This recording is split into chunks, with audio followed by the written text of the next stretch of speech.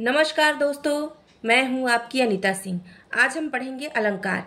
अलंकार में इससे पहले हम लोग अर्थालंकार पढ़ रहे हैं और अर्थालंकार में उत्प्रेक्षालंकार को देख रहे थे। उत्प्रेक्षालंकार में हेतु उत्प्रेक्षा को आज पढ़ेंगे। इससे पहले हम लोगों ने वस्तु उत्प्रेक्षालंकार को पढ़ा था। आज उत्प्रेक्षा के दूसरे भेद हेतु उत्प्रेक्षालंकार को पढ़ेंगे। हेतु उत्प्रेक्षालंकार को पढ़ेंगे जहां किसी कार्य के घटित होने का कारण तो हो कुछ और तथा मान लिया जाए कुछ और, वहां हेतु उत्प्रेक्षालंकार होता है। यानी स्वाभाविक रूप से कारण तो कुछ और हो और जो है मान कुछ और लिया जाए, यानी जो कारण नहीं हो उसे कारण मान लिया जाए, वहां कौन सा अलंकार होता है? हेतु उत्प्रेक्षालंकार होता है। उदाहरण देखेंगे तो हमें समझ में आएगा। पहचान के शब्द देख लेते हैं।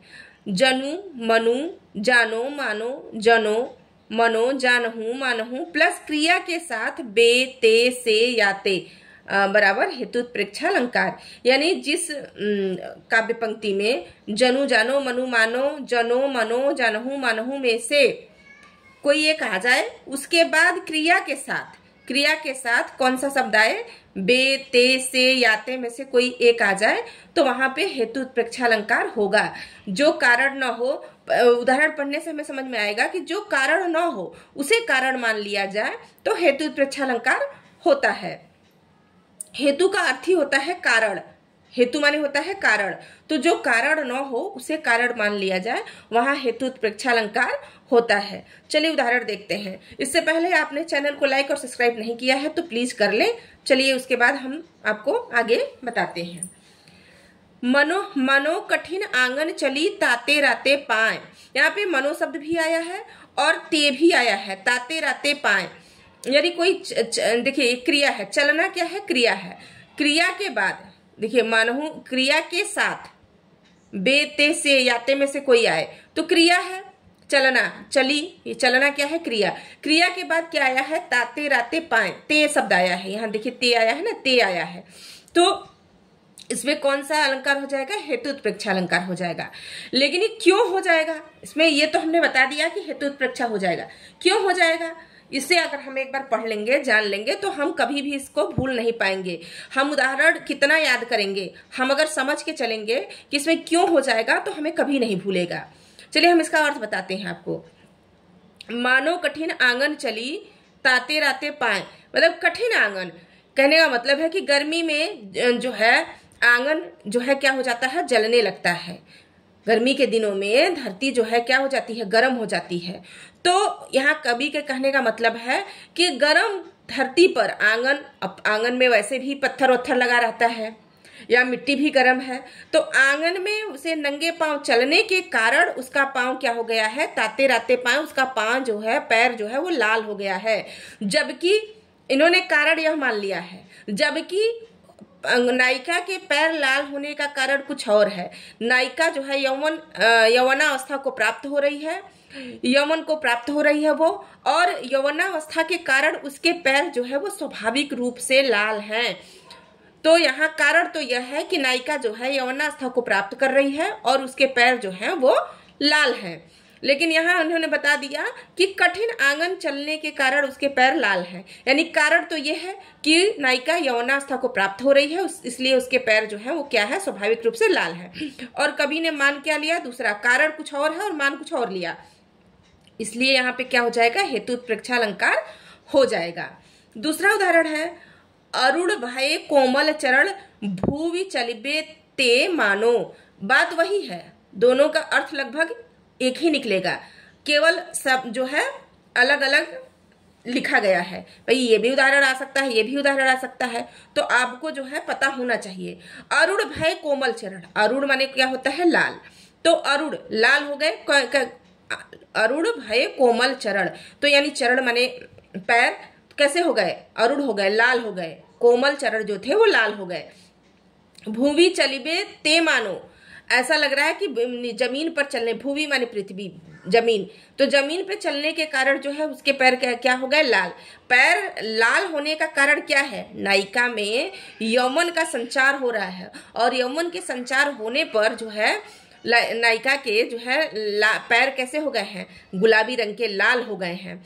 और जो है यहाँ बता क्या दिया कि भूमि यानी धरती पर चलने के कारण उसके पैर लाल हो गए हैं, जबकि स्वाभाविक रूप से नायिका के पैर पहले से ही लाल है। यौवन का आगमन होने के कारण उसके पैर जो है वो लाल है। कारण तो कुछ और है और मान कुछ और लिया। यहाँ देखिए, जो कारण नहीं हो उसे कारण मान लिया जाए तो हाँ हेतु उत्प्रेक्षा अलंकार होता है। कारण तो यौवन का आगमन है और मान लिया कि धरती पर भूवि चलिबो तेप मानो, धरती पर चलने के कारण जो है पैर लाल हो गए। अब देखिए, चलना क्या है, क्रिया है, और क्रिया के बाद बे ते दोनों आ गया है। यहाँ है ना बे ते, इनमें से कोई आए तो बे भी आया है, ते भी आया है। तो अरुण भयो कोमल चरण भूवि चलिबे ते मानो, तो इसलिए जो है इसमें क्या हो जाएगा, हेतु उत्प्रेक्षा अलंकार हो जाएगा। तीसरा उदाहरण है, वह मुख देख पांडुसा पढ़कर गया चंद्र पश्चिम की ओर। अब इसमें तो कोई भी जो है इसमें से पहचान के शब्द में से कुछ भी नहीं आया है, लेकिन यहाँ पे कौन सा हो जाएगा, हेतु उत्प्रेक्षा हो जाएगा। क्यों, इसका अर्थ हम समझेंगे तो हमें समझ में आ जाएगा कि कारण तो कुछ और है, मान कुछ और लिया।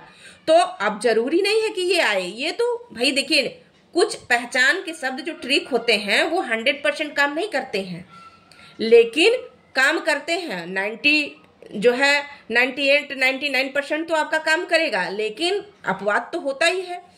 तो यहाँ पे इसलिए मैंने इस उदाहरण को ले लिया है कि इसमें भी क्या है, हेतु उत्प्रेक्षा अलंकार है। क्यों है, वह मुख देख पांडुसा पढ़कर गया चंद्र पश्चिम की ओर। अब चंद्र तो पश्चिम की ओर जाना ही था, सवेरा हो गया है। अब इसको समझने के लिए आप ये समझिए कि यह पंक्ति जो है कहाँ से आया है, यह पंक्ति पंचवटी से है। मैथिली शरण गुप्त की पंचवटी में एक प्रसंग आया है कि जो है सुपनखा जो है वो लक्ष्मण से प्रेम का अनुनय विनय करती है। वहीं पे ये जो है ये पंक्ति आई हुई है कि जैसे ही सीता अपनी कुटिया से निकल कर आती हैं तो जो है वह मुख देख पांडुसा पढ़कर गया चंद्र पश्चिम की ओर। तो चंद्रमा उसी समय जो है क्या हो जाता है, अस्त हो जाता है। तो कवि ने यहाँ कल्पना कर ली कि सीता का मुख देखकर चांद जो है वो कहाँ, पश्चिम की ओर चला गया। अब यहाँ दृश्य तो कारण तो कुछ और है भाई, पश्चिम सवेरा हो चुका था। सीता जी सुबह सुबह उठ के आई तो सवेरा हो चुका था, और सवेरा होने के कारण चांद को तो पश्चिम की ओर जाना ही था, लेकिन कारण तो था कि सवेरा होने के कारण चंद्र पश्चिम की ओर चला गया। लेकिन मान क्या लिया कि सीता का मुख देखकर चंद्र जो है पश्चिम की ओर चला गया, क्योंकि सीता का मुख यहाँ पे इतना सुंदर है कि चांद भी उससे क्या हो गया, शर्मा कर पश्चिम की ओर चला गया। तो कारण तो कुछ और है और मान कुछ और लिया, तो इसलिए यहाँ पर भी क्या हो जाएगा, हेतु उत्प्रेक्षा अलंकार हो जाएगा। अगला उदाहरण है, मोर मुकुट की चंद्रिकनु यो राजत नंद मनु शशि शेखर की अकस कियो शेखर सत चंद। अब यहाँ पे ये कह रहे हैं कि कारण तो देखिए इसमें भी है, कारण तो कुछ और है, मान कुछ और लिया। अब हम अर्थ बताएंगे तो आपको समझ में आ जाएगा। अब केवल हम उदाहरण आपको पढ़ दें तो आपको उदाहरण रटना पड़ेगा, लेकिन एक बार अगर हम उदाहरण का अर्थ सहित बता देंगे तो आपको ये पता चल जाएगा कि इसमें अगर उत्प्रेक्षा अलंकार है तो क्यों है। जब ये आप जान जाएंगे तो आपको हमेशा के लिए ये पंक्तियां याद रहेगी कि हाँ इसमें कौन सा अलंकार है, उत्प्रेक्षा अलंकार है।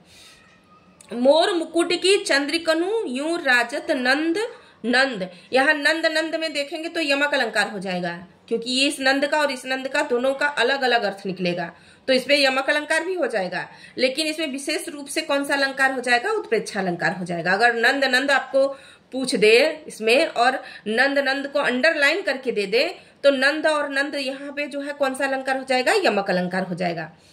तो मोर मुकुट की चंद्रकनु यो राजत नंद के नंद बाबा, यानी कि नंद बाबा कौन, कृष्ण के जो पालक पिता थे, तो उनका नाम तो नंद ही था ना। नंद के नंद यानी नंद के नंद कौन, कृष्ण। एक नंद का अर्थ तो हो जाएगा बाबा जो है नंद बाबा, और दूसरे नंद का अर्थ हो जाएगा कृष्ण। तो कृष्ण जो है मोर मुकुट की मोर का मुकुट धारण करते हैं। क्यों धारण, भाई वो उन्हें मोर मुकुट अच्छा लगता है इसलिए वो धारण करते हैं। और कवि ने क्या कल्पना कर ली कि शशि शेखर शेखर की अकस कियो शेखर सतचंद, यानी कि जो शिव भगवान शिव हैं तो अपने सिर पर वो चंद्र को धारण करते हैं, उन्हीं की समानता करने के कारण इन्होंने जो है कृष्ण ने जो है मोर मुकुट को धारण कर लिया, यानी वो अपने सिर पर सतचंद 100 चंद्र के समान मोर मुकुट को धारण कर लिया। जबकि कारण तो यह है कि उन्हें मोर मुकुट अच्छा लगता है, इसलिए वो मोर के पंख का मुकुट धारण करते हैं। वो जो है शशि शेखर की अकस जो है शंकर जी से ईर्ष्या करके, शंकर जी से ईर्ष्या के कारण उन्होंने मोर मुकुट धारण नहीं किया है। तो कारण तो कुछ और है, मान कुछ और लिया, इसलिए यहाँ पे कौन सा हो जाएगा, हेतु उत्प्रेक्षा अलंकार हो जाएगा। अगला उदाहरण देखते हैं। सोवत सीता नाथ के भृगु मुनि दीन्ही लात, भृगु कुल पति की गति हरि मनो सुमरी वह बात। अब ऐसा माना जाता है कि जो है भृगु मुनि भगवान विष्णु जो है वो सो रहे थे और वहां जाकर उन्होंने उनके जो है सीने पे लात मारी थी, ठीक है। तो अब जो है वही विष्णु राम के अवतार में जब आते हैं तो वही कह रहे हैं कि भृगु मुनि पति की गति हरि मानो सुमरी वह बात। और आज जो है अब जब परशुराम की गति को हरण कर लिया भगवान राम ने, तो कह रहे हैं कि वही बात कि इन्होंने, इनके पूर्वज ने, भृगु मुनि जो है परशुराम के कौन थे, पूर्वज दादा परदादा थे। तो उनके पूर्वज ने भगवान विष्णु के सोवत सीतानाथ, तो सीता के नाथ कौन, राम, तो राम का ही विष्णु के अवतार कौन है, राम। तो भगवान विष्णु के हृदय पे लात मारने के कारण वही बात याद करके आज जो है भृगु मुनि पति की गति हरि मनो सुमरी वह बात, वही बात याद करके आज इन्होंने उनकी गति को हरण कर लिया। भाई कारण तो उनकी गति का हरण करना, क्योंकि अब धनुष जो बाढ़ साधना था तो बाढ़ तो खाली जाएगा नहीं, इसलिए उन्होंने गति हरी थी। ये बात याद करके उनकी गति नहीं हरी थी कि इनके पूर्वज ने मुझे सोते हुए लात मारी थी, तो आज इनके जो है इन्हीं के कुल में पैदा हुए परशुराम को की मैं गति हर लूं। तो कारण तो कुछ और था और मान कुछ और लिया, इसलिए जो है यहाँ पे कौन सा अलंकार हो जाएगा, हेतु उत्प्रेक्षा अलंकार हो जाएगा। घिर रहे थे घुंघराले बाल अंश अवलंबित मुख के पास, नील घन सावक से सुकुमार सुधा भरने को विधु के पास। इसमें भी कौन सा अलंकार है, हेतु उत्प्रेक्षा अलंकार है। हसन दसन अस चमके पाहन उठे छरक की, दारी वो जो सरी करी न सका फटेव हिया दरक्की। अब इसमें जो है कह रहे हैं कि दांत जो है दांतों की समानता, नायिका के दांत इतने सुंदर हैं कि दांतों की समानता नहीं कर सका कौन, अनार का दाना।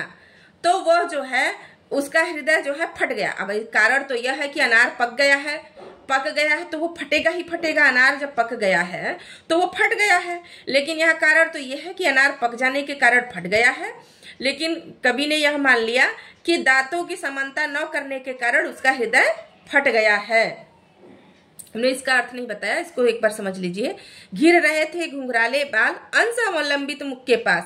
भाई घुंघराले बाल जो है अंश माने कंधे के पास, मुख के पास, अंश अवलंबित मुख के पास।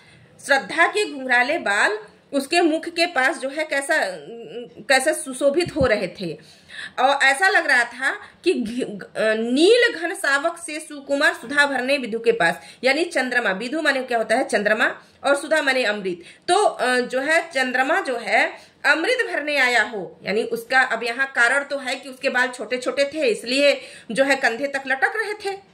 बाल श्रद्धा के छोटे छोटे होने के कारण जो है उसके कंधे तक लटक रहे थे।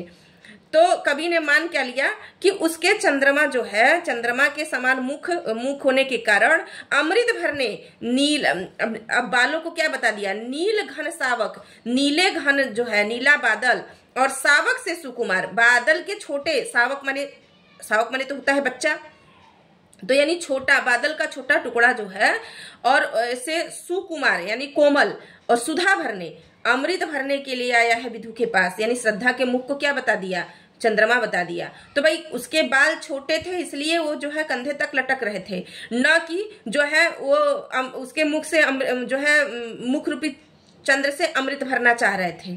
ठीक है, चलिए अगर आपने चैनल को लाइक और सब्सक्राइब नहीं किया है तो प्लीज लाइक और सब्सक्राइब कर लीजिए। जय हिंद।